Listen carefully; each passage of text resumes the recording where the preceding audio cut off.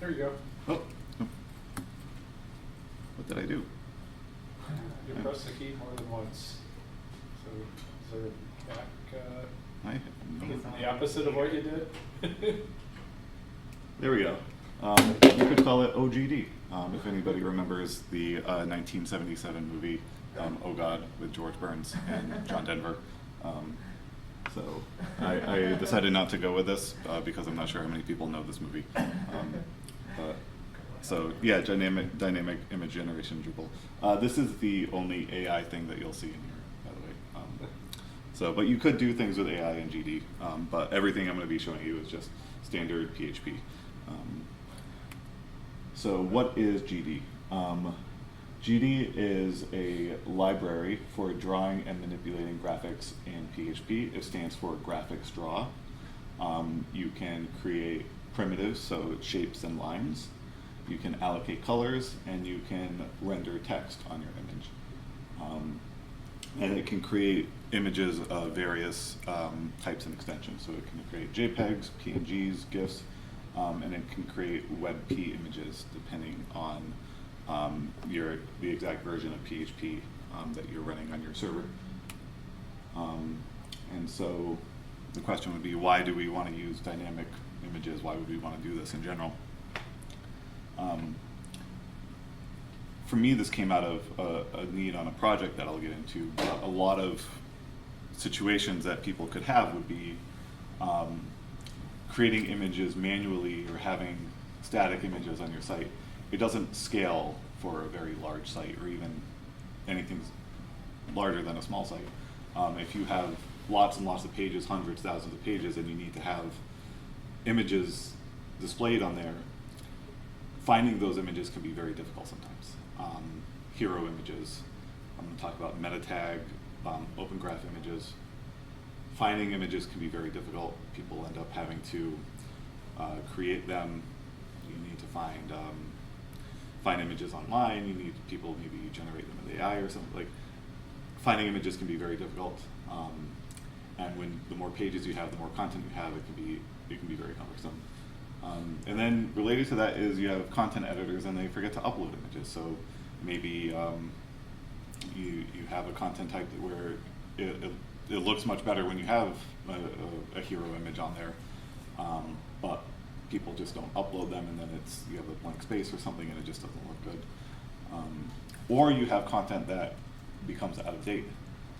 So you have, say you have like an event content type, and you have an image for that event, and maybe that image has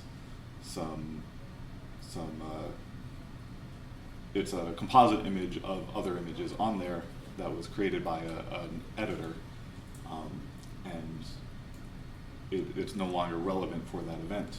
It needs to change. They need to now upload a new image, and you need to keep that content up to date. It's just one more thing for content editors to do. So managing all of your image files on your server is very cumbersome. We've probably all dealt with that as developers. So some examples I mentioned: Metatag images, putting watermarks in your images. Doing that, going into Photoshop, putting in watermarks, that's a very cumbersome task. Even if you script that locally, it can be very cumbersome.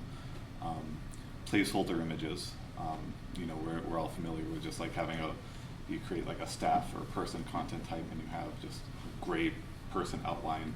That's not very nice. Maybe you could do something a little more exciting than that. Generating charts. We have the wonderful charts module, which can create really nice interactive accessible charts. But there are some use cases where maybe you just need a quick image chart. And so creating something on the fly with GD, dynamic image, would be a great example of something that you could do with that. So why use GD specifically over something else? The reason I like it is it ships with most PHP installs. I think just about every web server I've encountered, it's available. When you go to PHP info, where you see your PHP configuration, you can see if it's available. So here's a screenshot of what it looks like there. You can see your exact configuration. I know that it's available on Pantheon. I think just about every standard Drupal web host has it available. It's fast, it's lightweight, it's been around forever. It does have some downsides though. It can be pretty complex when you're doing complex manipulations of images. It can be pretty difficult. You're really creating the image very, not necessarily one pixel at a time, but you're being very specific about where you want your shapes to go, where you want the colors to be, how you want layers on the image to be. You're creating images in code. So that can be pretty cumbersome at times. And there are accessibility challenges. So if you're talking about text or data in images, that's obviously less ideal than text or data in something more accessible like an SVG. But there are use cases where I think it could be appropriate or it is necessary. And if you are providing that data in other cases, so if you have alt text for your images, if the data that you're providing in the chart is accessible in some other way, it could be a viable solution. So the general workflow we're going to be talking about is taking data from Drupal, manipulating it with GD in some way, and then getting a generated image out of it. So GD, like I mentioned, it's very old. So it's really just providing us with functions. These are just functions that are available in PHP. It's not object-oriented, it's just functions. And these functions do a lot of different things. So here are an example of a handful of the most common ones that you will see. There are many more available. So you can just start writing some PHP code and start using these functions and start creating images.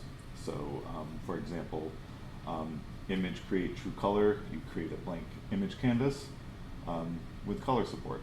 And then image color allocate, you can define a color to put in that image. You can then use image fill to fill an image area with that color. We can use image TTF text to draw some text on there. You can copy an image, you can create a PNG. We can use image scale to resize an image. Use image crop to crop an image. You define the coordinates where you want to crop it. Image filter, you can apply effects like a blur or grayscale over it. So these are all just functions. So you write some code and then you just procedurally go down how you want to process the image that you're either modifying or creating using these functions.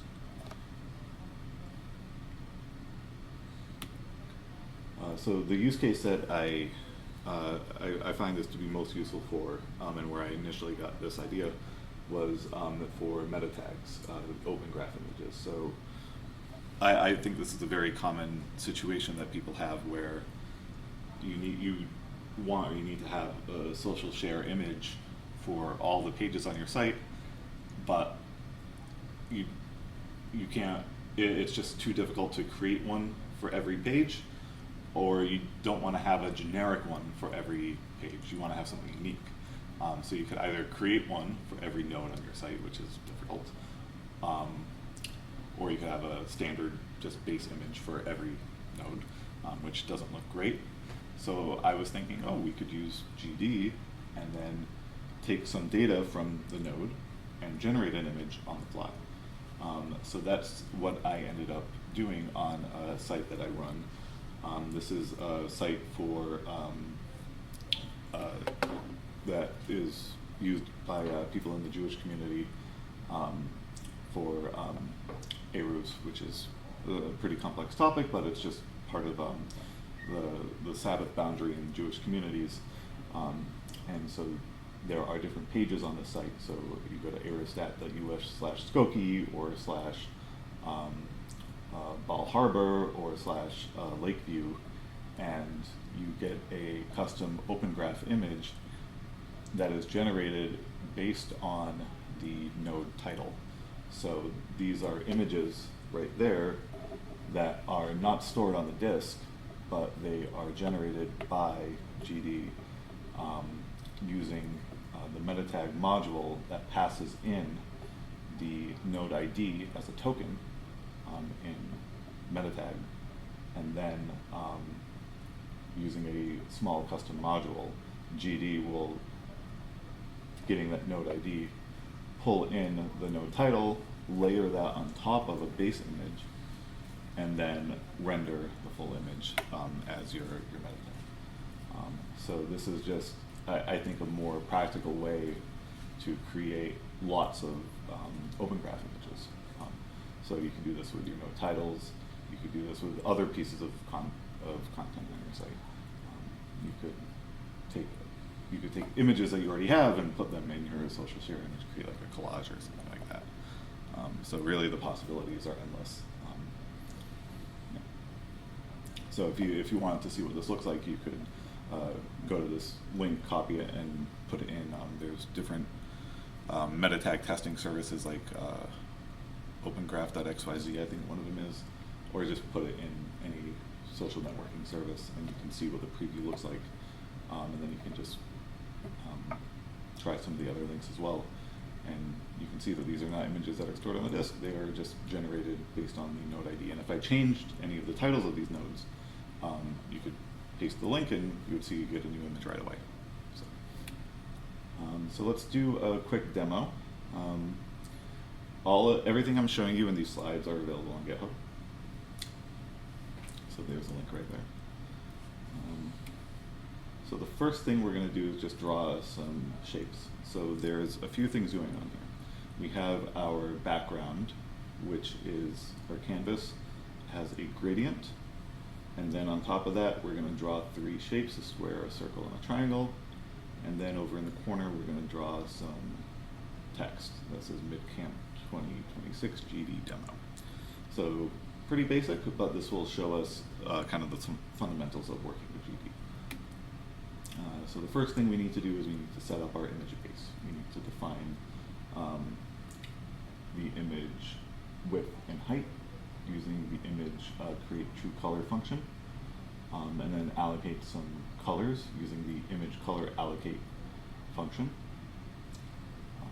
And then we assign those to the image, and then we use the image fill function to fill that image with a color. So this is just setting up the image base, setting up some variables to work with, some nice colors, and just kind of getting it started. Any questions?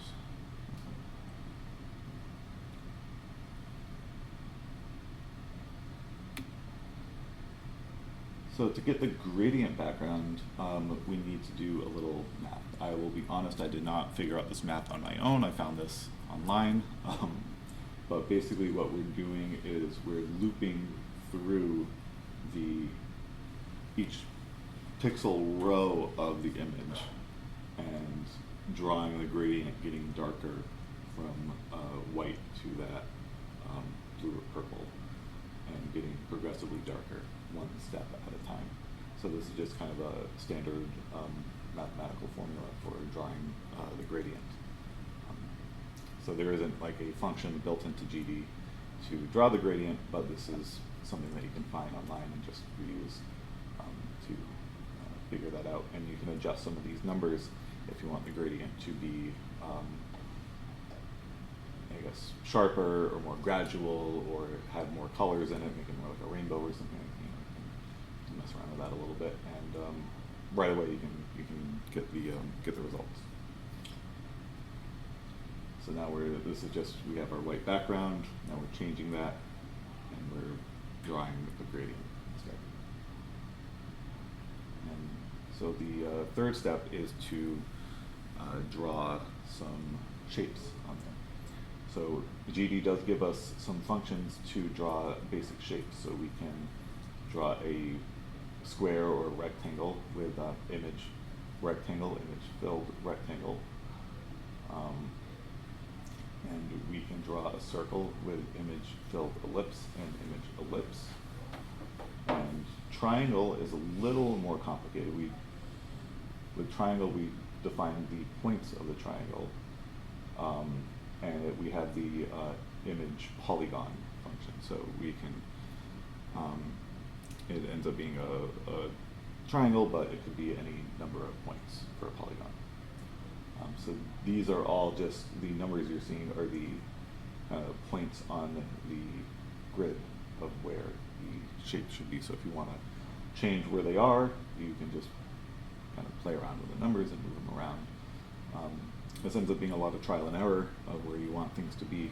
So if you don't really like where something is, just move the numbers around a little bit, refresh your page, see, oh, I want to move this a little bit. You can see if you like the results or not. But these are the functions that are available for some basic shapes. I have a question. Yeah. So like the black portions, that draws a 1 pixel width line. Yeah. Okay, and is there a way to make it, say, if you wanted it to be 3 pixels wide?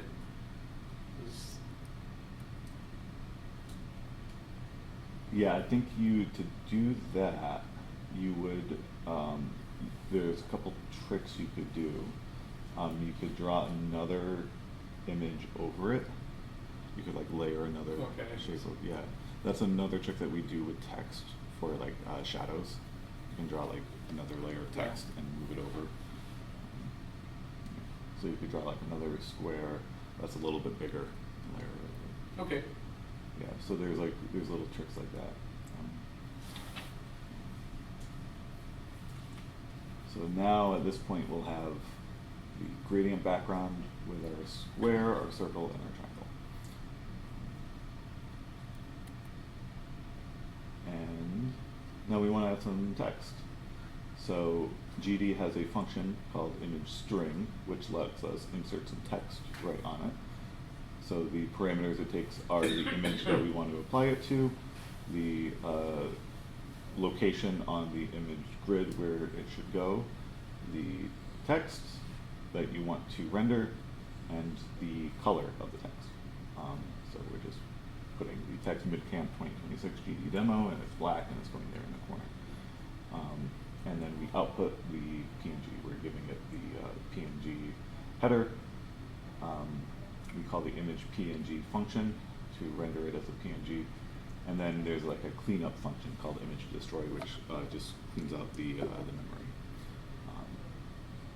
And so this is just very simple code here, but in the demo that I have this all wired up to a controller and a route. So you can, and I'll show this when I jump over to my browser later.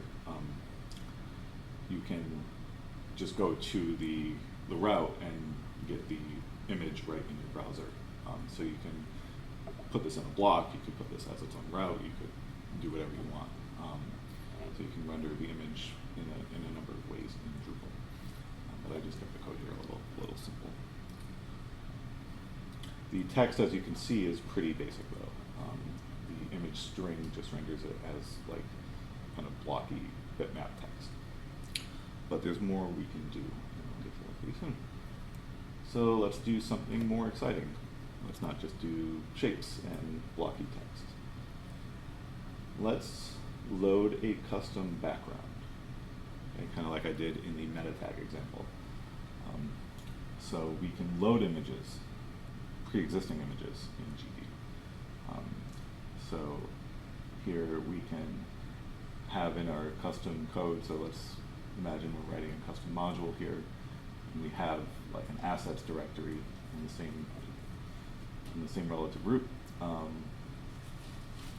called demo2 background. This is all in the demo code as well.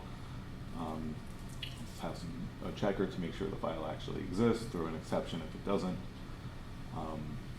And then over here, towards the end, we're going to call image create from PNG to create a PNG image from that file. So we're loading into GD there, that background image. And if it runs into any errors, we're going to throw an exception. So it's good to have a lot of error handling along the way. And similarly, we can load a custom font. I know GD handles true type fonts, so you can get one from Google Fonts or anything else that is royalty free like that. So you can have a fonts asset directory. You can check if it's a file, and you can throw an exception. And you can check if if your implementation of GD might not support this with the function exists image TTF text function. So towards the end there, I'm checking if function exists image TTF text to throw an exception there. So just lots of error checking to make sure this code is portable and not making any assumptions that the file exists and that not only the file exists, but our implementation in GD supports this. Everywhere I've run this code, it does support it, but always good to make sure that your bases are well covered. So let's put it all together now. So this might be a little hard to see, I'm sorry about that, but we're just going to allocate some colors just like we did in the first demo. We're going to have white and a gray box. We're going to draw a translucent gray box behind the text with image-filled rectangle. And we're going to draw the text with this custom font. So we're going to use the image TTF text function. So this will be very similar to the, I forget the name of the font, but we just used for drawing the bitmap text. But we're going to use the TTF text. And the only difference here is we give it the font path. So we still do color, but we need to give it the font path as well. So we store that as a variable. And then we give it text to render. And then it'll give you the text exactly where you told it, in the right font that you told it, and we're giving it that background as well. And again, we're defining it as a PNG, rendering a PNG, and doing some cleanup there. So that gives us a nice background, some text, put a little gray background behind it to make it more readable. And that's what we get. So, any questions about that? Can I have the link of your GitHub? Yeah. I'll go back. Get it.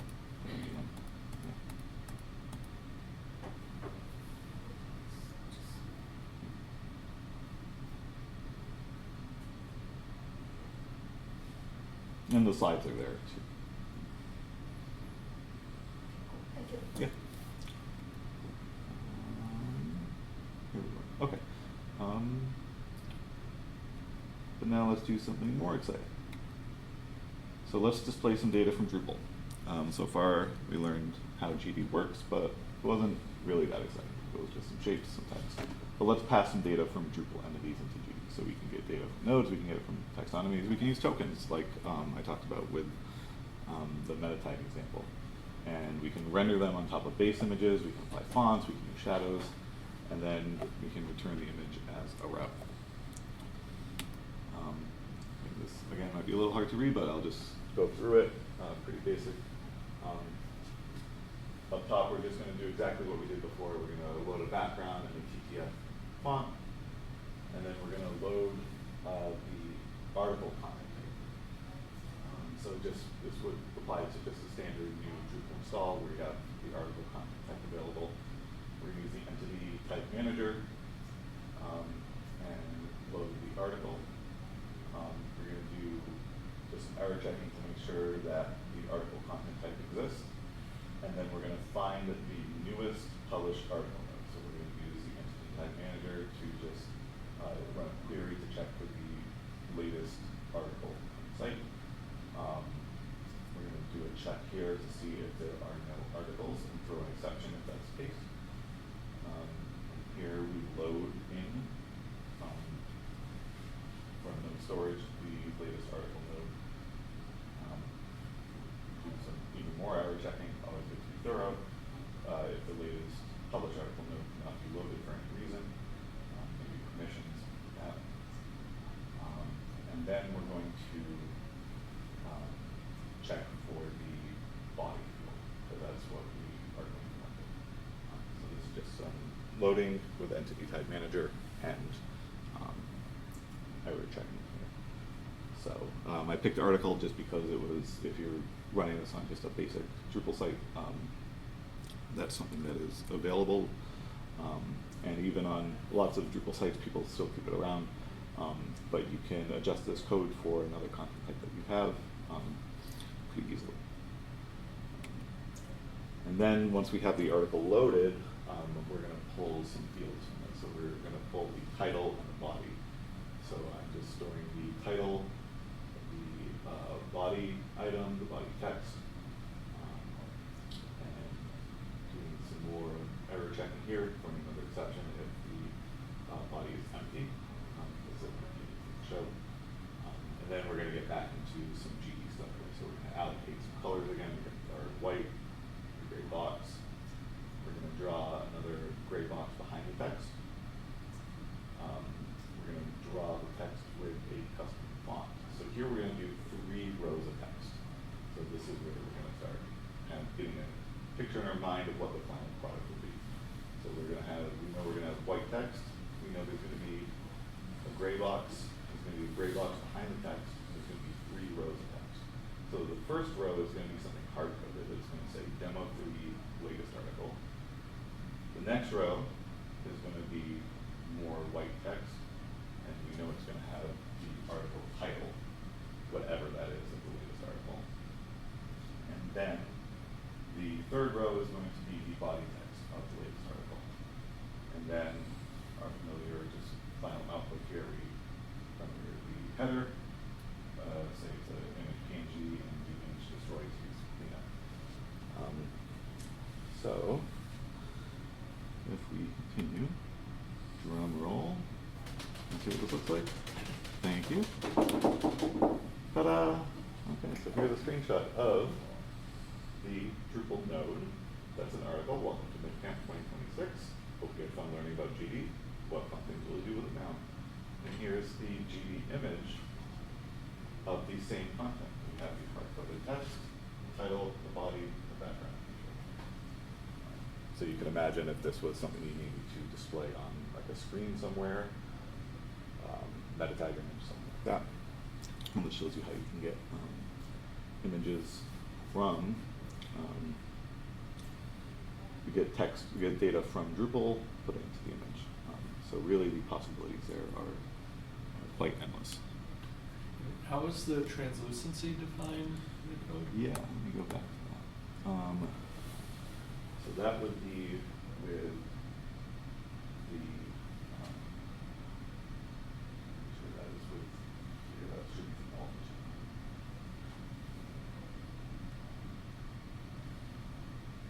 I can double check that. Oh no, it's right here, image color. Oh, that allocate alpha, okay. Yeah, there's a lot of like functions that are very like specific.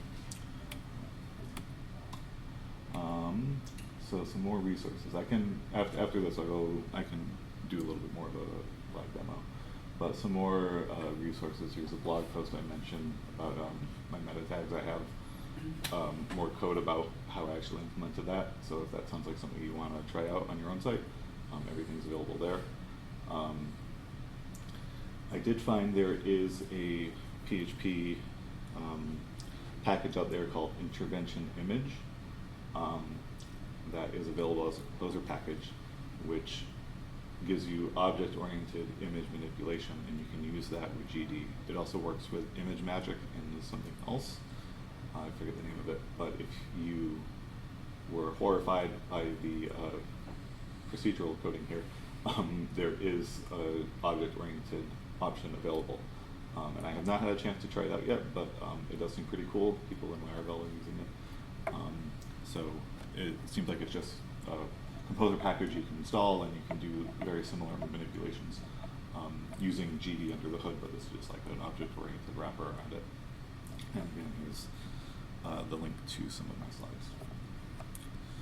So, yeah, thank you. Questions? And there will be feedback. I spoke to Nora. There will be feedback available after the conference, so I would appreciate that. And let me pull up my mouse. I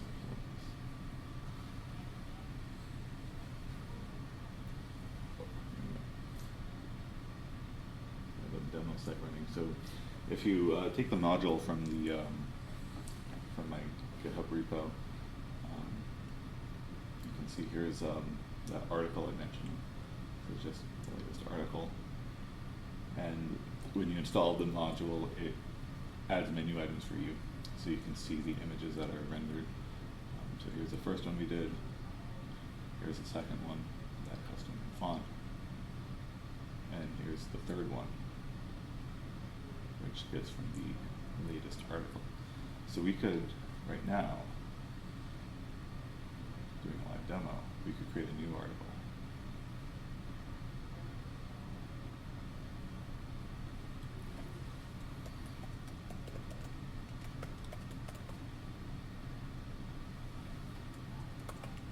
This is scary. I'm going to create a new article, and because the code is set up to load the latest article that's published, if I go to here, that image pulls up the latest article, and load the image in the tab, and you can see we have an image that loads the latest content. One thing that I set up in the code here is these images are not cached, so these images are always pulling the code. It is definitely a good idea to cache these images. That's something I talked about in my blog post about Metatag. So caching is definitely something you want to do. You can set cache tags to make sure that people are not, when they request the image, they are not hitting your code all the time. They're hitting the cache, because that would be a big load on the server. Even though GD is pretty lightweight, but if you are doing entity queries under the hood, it could be a big load. So you definitely want to have some caching there. But for demo purposes, I definitely wanted to show you how it works and not run into any caching bugs along the way. So, yeah. Have you done art direction with it? I'm just thinking at one benefit could be like, okay, this works fine on desktop or tablet, but what should this image look like on mobile? Have you tried generating two different kinds, and how would that fit in with like picture module or something? I personally haven't done too much with that. My main interest was the meta tags, which is just I think it's like 1600 by whatever. It's just like one image that you give it, and that scales pretty well on mobile and desktop. And then like the social networks do whatever they want with it. But you could definitely create multiple images. You could use the picture HTML element and give multiple images for different screen sizes.